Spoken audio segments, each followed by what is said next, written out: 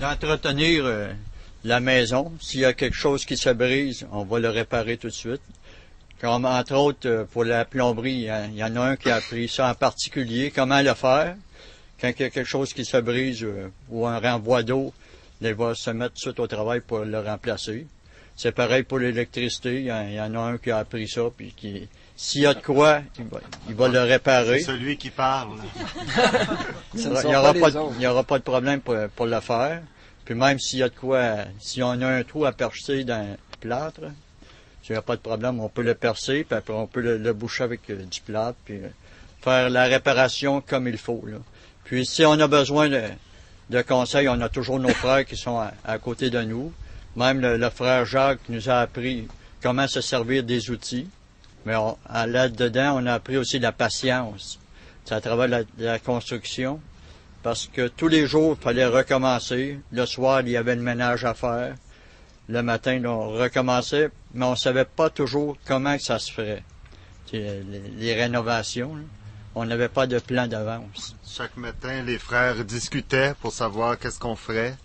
Et puis le plan aussi de la maison s'élaborait comme ça, de jour en jour. On peut dire par l'assistance de l'Esprit Saint, parce que ça donne quand même un résultat qui est intéressant. Même si c'est une maison de poupée qui est petite pour nous, ça reste une belle maison. Moi, je voudrais rajouter que pour le travail, c'est de se rendre serviteur. Au fil des années, dépendant des besoins de la communauté ou des gens qui venaient nous voir, en se rendant serviteur et en acceptant d'apprendre des autres, comme ça, on s'est entraidé et on a pu faire les choses ensemble. Mais quelqu'un, un jour, peut faire de l'ébénisterie, de l'électricité, puis il va faire aussi, il va éplucher les patates, il va laver les toilettes, puis il va faire les travaux les plus humbles de la maison, là. On n'est pas cantonné dans un domaine ou dans l'autre, mais on doit être ouvert pour rendre service selon les besoins de la communauté. Mais ce qui a toujours prévalu, c'est l'accueil des personnes. Au-dessus des travaux manuels, on doit toujours garder dans notre cœur que quand le Seigneur arrive à notre porte, c'est lui qui est le premier, qui doit être le premier servi. Puis ce qu'on fait comme travaux, on le fait parce qu'on veut servir Dieu à travers ce que l'on fait. C'est pas seulement du travail pour du travail, mais c'est d'être serviteur de Dieu à travers ce que l'on fait.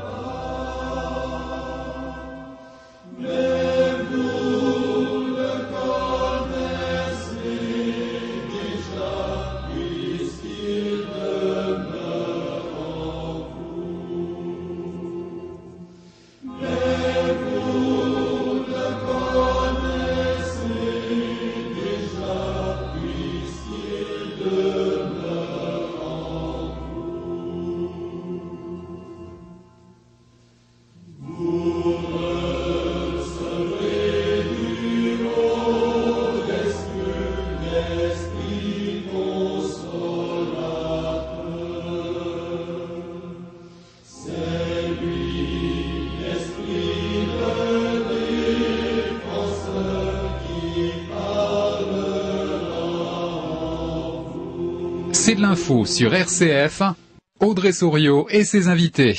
Deuxième partie de C'est de l'info, nous sommes toujours à Trois-Rivières au Québec avec les pauvres de Saint-François.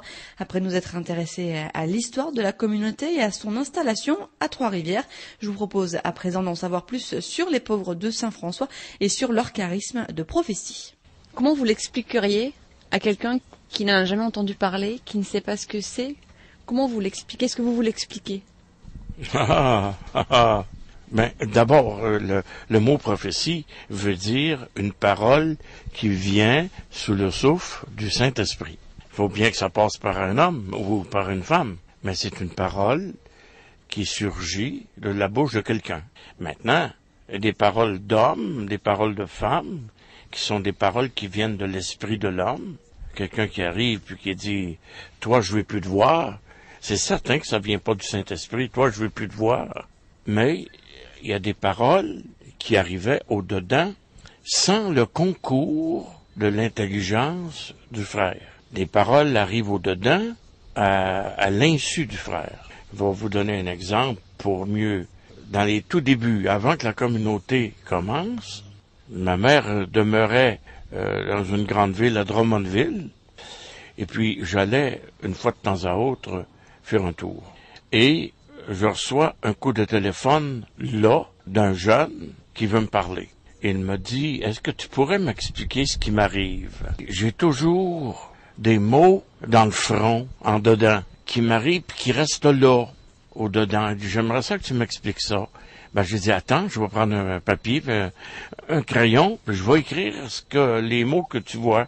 Il voyait ça par en dedans. Alors, je les ai écrits, puis au moment où je les ai écrits, est arrivé d'autres mots. Alors, je les ai écrits. C'est de même que j'ai expérimenté dès le début ce que j'appelle le don de prophétie. Il le voyait de cette manière-là. Mais je me rappelle aussi qu'une fille a reçu des paroles, mais elle voyait dans le front des lettres lumineuses. Et c'est avec ça qu'on a écrit le livre Discernement des esprits, au complet. Mais elle, la façon que Dieu procédait, c'était de voir des lettres lumineuses. Elle avait les yeux fermés, mais c'est comme si elle lisait les mots sur un bandeau qu'elle voyait, puis elle avait juste à les dire. Ça, c'est quelque chose on peut dire d'extraordinaire, parce que moi, je prophétise, j'écoute au-dedans, et je donne les paroles, mais je n'ai jamais eu de vision, de paroles ou de choses comme ça. C'est vraiment à l'intérieur que j'ai appris à donner les premiers mots dans la paix. Les frères ont dit oui, c'est le bon esprit, continue. Et c'est comme ça que depuis des années, j'entends les paroles à l'intérieur, mais sans signe sensible ou extraordinaire. J'ai pas de vision, rien. Mais les frères, c'est le rôle des frères de discerner si les paroles qui sont proclamées viennent du bon esprit ou non. Mais c'est dans la paix. Les paroles entendues à l'intérieur du cœur et proclamées dans la paix de l'âme. L'aspect prophétique prend différentes formes. C'est pas à nous de choisir ça.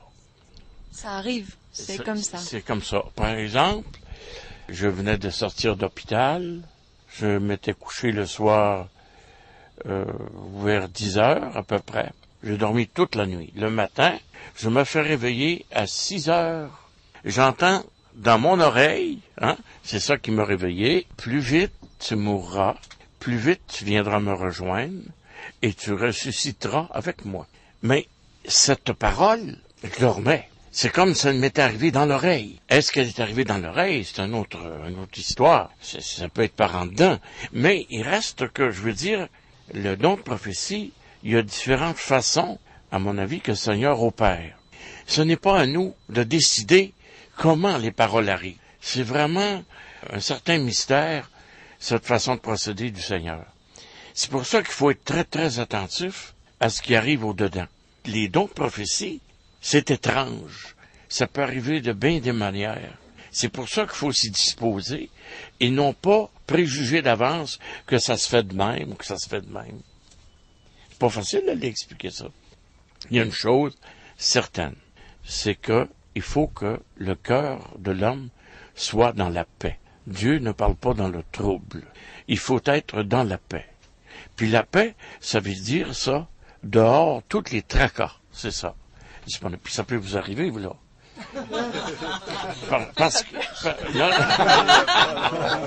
Parce que c'est fait pour tous les chrétiens. C'est pas réservé.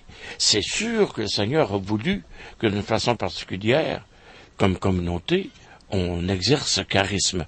Parce que Saint Paul le dit bien par-dessus tout, la prophétie. Parce que la prophétie, c'est le don de la parole, ce qui fait communiquer la foi à ceux qui entendent. Donc, c'est un don qui est particulièrement important et qui sert à plusieurs facettes dans l'expression de la parole. Avec le don de prophétie peut se manifester le don de science, le don de sagesse, le don de conseil, le discernement. C'est pour ça, même saint Thomas, quand il parle de la prophétie, il parle des charismes, il parle en particulier de la prophétie, parce que c'est comme si la prophétie sert de pivot central pour tous les autres dons. J'aimerais parler de l'effet de la parole prophétique, mais en particulier dans l'expérience que j'ai vécue, la première parole prophétique que j'ai entendue, et non pas que j'ai donnée. J'étais en visite chez les frères, c'était ma première rencontre avec les frères. Et un frère qui a prophétisé, puis dans la parole, le Seigneur me comparait un petit bateau à voile, mais sans gouvernail, qui était ballotté au gré des flots, des paroles humaines, et puis qui s'en allait sans être capable de se diriger. Bon, moi, dans ma vie, avant ça, j'avais fait du bateau à voile, mais j'ai réagi orgueilleusement. J'ai dit, tout le monde se sert des images de bateau à voile pour parler de n'importe quoi. Je voulais pas me convertir. Et quelqu'un m'avait amené là, mais je voulais pas me faire prendre au piège. Alors, j'ai fait une belle figure devant les frères, cette journée-là. J'ai essayé de paraître le bon garçon. Mais après, je suis retourné chez nous avec l'idée, je retournerai pas là, je remettrai pas les pieds là. Et j'ai continué ma vie, en québécois on dit foirer, c'est-à-dire prendre la boisson, prendre la drogue, puis aller dans les parties, puis bon. Pendant tous ces mois, que ça durait 1 an et demi, cette parole que j'avais reçue, à l'occasion, pas tout le temps, mais j'entendais des bouts de la parole directement dans mon cœur. Et j'avais un reproche sur ce que je vivais, une interpellation, comme si Dieu lui-même me disait « Hey, tu vas pas dans la bonne direction. » Et même ça me fâchait un peu, jusqu'au jour où, après avoir eu des bonnes épreuves, avoir été très déçu des comportements humains, je suis rentré en moi-même et par la providence, j'ai rencontré les frères de nouveau sur la rue. Et là, j'avais été passé par l'épreuve et mon cœur s'est ouvert. Et ils m'ont invité de nouveau. Je suis venu les rencontrer de nouveau. Mais là, il y avait une transformation chez moi, puis j'avais soif. Et là, je voulais.